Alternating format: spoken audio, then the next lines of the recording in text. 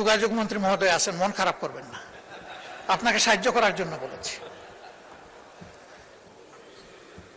দক্ষিণ পশ্চিমাঞ্চল যশোর, খুলনা এবং সাতক্ষীরা এই তিনটা জেলার বিস্তীর্ণ এলাকা ওয়াটার লকড হয়ে আছে দীর্ঘদিন ধরে। এর কোনো সমাধান নাই। ফলে কৃষক, কৃষি সবকিছু হুমকিতে পড়েছে, এমনকি শিল্পও হুমকিতে পড়েছে।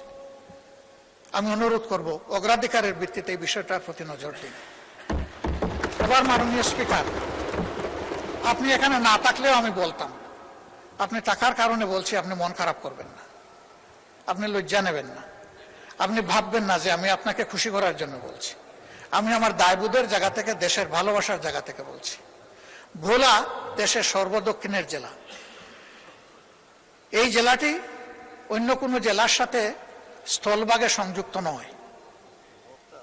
এটাও একটা ওয়াটার লক জেলা। এটা বাংলাদেশের অংশ।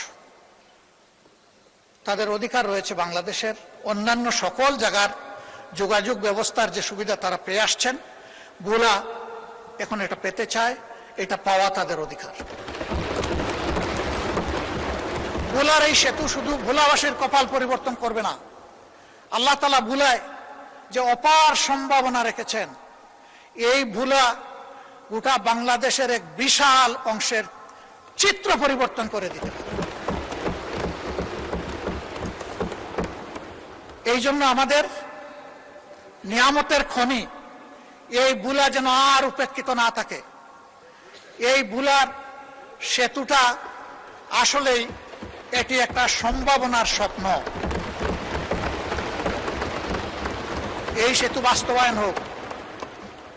আমার এই প্রস্তাবে সরকারি দল খুশি না, আমি কি করবো? আপনার দলই খুশি না।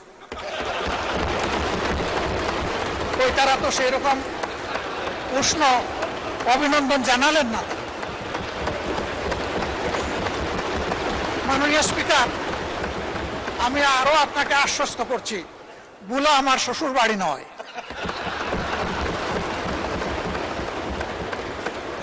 কিন্তু ভোলা বাংলাদেশের অংশ। বাংলাদেশের প্রতি ইঞ্চি জায়গাকে আমি বিশ্বাস করি এই 350 বা 348 জন সংসদ সদস্য অন্তরে ধারণ করেন, আমিও ধারণ করি। তাই আমার দায়বোধের জায়গা থেকে আমি কথাগুলো বলি।